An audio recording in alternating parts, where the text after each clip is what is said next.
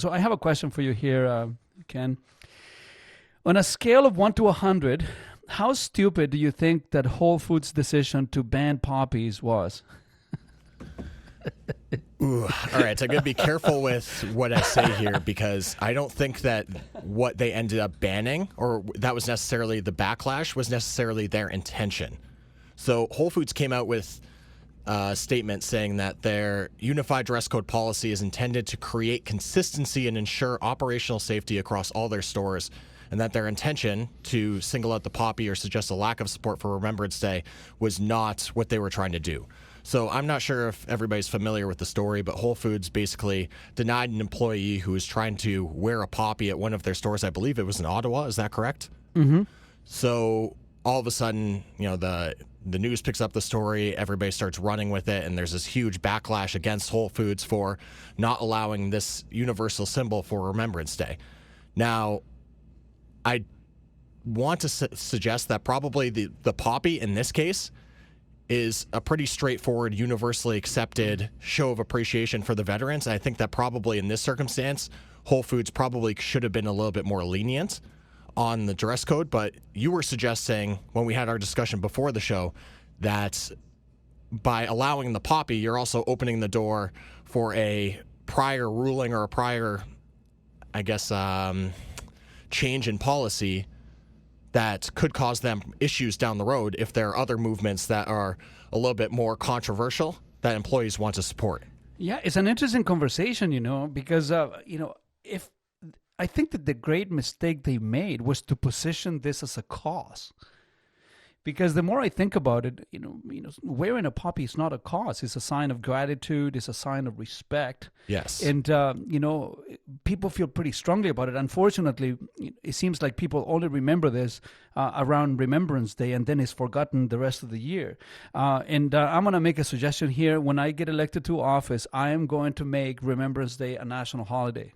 I promise you, folks, if I ever hold office anywhere, I'm going to put my vote forward to make Remembrance Day a national holiday. I still don't know why that is. Well, just lock it in. It could be a national holiday at Oakville Nissan and Oakville Infinity. Yeah, so we need to shut it down for November 11th, right? Yep. So I think that I understand the position that they took. I disagree with the ultimate outcome.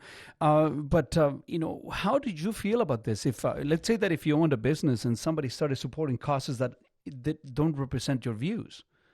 Well, I think in this case, it's important to differentiate. And there was one tweet I saw on BlogTO that I think showcased this pretty well. And it suggested that no one should ever be denied the rights to wear a poppy. Because a poppy is not a political symbol.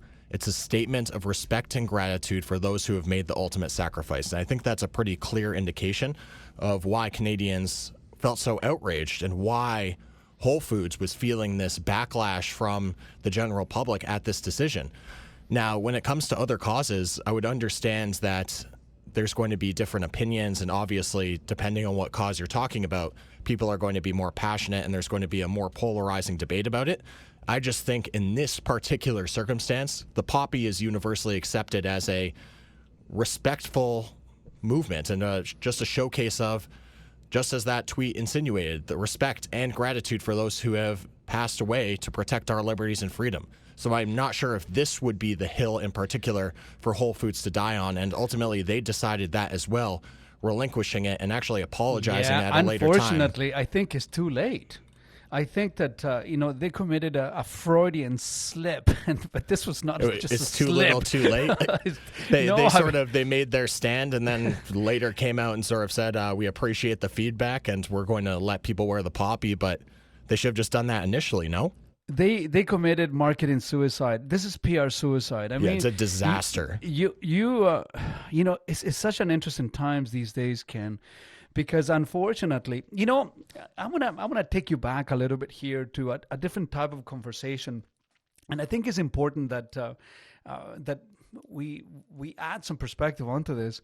As many of you that have been listening to the show for a long time, they know that I'm not from here. So I was born in Chile in the very early 70s, and when I was born, there was a communist socialist government in Chile. The country was just a complete disaster, and I lived there, so I know this is not I'm not making this up. You can go and look it up. But what happened after that? The military junta, they overtook the government, and then Chile had arguably one of the most ruthless fascist dictatorship for 17 years almost. Pinochet was running the country. Now, here is what would happen. This is before computers. This is before social media, before everything. If you wanted to get somebody into serious trouble, you would say that they were speaking against something, that they were speaking against the government. And then government agents would come, and this is very common, and people that are from Chile will tell you this, that, magically people would disappear. The accounts of people disappearing in Chile was, between 50,000 and 250,000 people that disappeared or died during the military dictatorship. But this is That's how it crazy started. to think about. It is. And I was there when all this stuff was happening. And, one of the most aggressive, fascist movements that we had was the censoring of speech. You couldn't say anything that didn't fall within the narrative of the government in power. And people would snitch on people, telling agents of the government that someone said this, so therefore they must be socialists or they must be communists. And then many people would disappear based on that idea. And somehow I feel these days that whenever you are committing yourself to a narrative that doesn't fall within the social guidelines of what is popular today, you're literally crucifying your family, your business, your career. You're not allowed to speak anymore. And we are living in very interesting times, Ken. Well, we talk about cancel culture all the time, which is basically what you're talking about, right? Mm-hmm. And it's very popular among our generation, the millennials, the generation under us, Generation Z.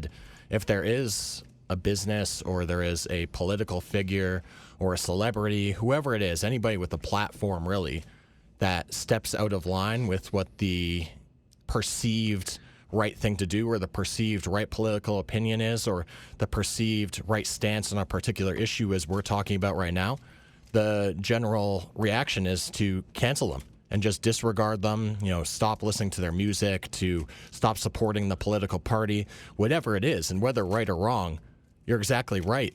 This is why you have to be so careful now as a business owner, or whether it is you're talking about if you have a platform and what you're putting out into the world, because at the end of the day, you're responsible for your content. Something that we talk about all the time as broadcasters is if you're putting the content out there, you're putting your name on it. So you have to stand by with what you're saying, and to tie it all together with what you were saying about your experience in Chile growing up. This is part of the reason why the Canadian democracy is so important in the democratic process and why it should be protected and why people feel so strongly about the poppy in particular, because it's a show of respect for the people who gave the ultimate sacrifice. They gave their lives to protect our ability to live freely and not live in fear, yes, and to but choose also, our own leaders. And this is why the poppy has to be allowed.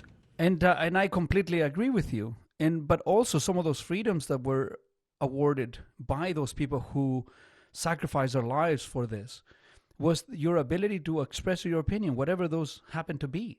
And if you actually believe in freedom of expression, you have to believe that everyone should be allowed to say what they have. And the only cure for bad ideas are good ideas. And the way to solve the problems, I think, is by exposing those ideas, by exposing those opinions, and then let the public decide. But when the government gets involved in legislating things like this, you're down a slippery slope. When Don Cherry made those comments, it was a couple of years back.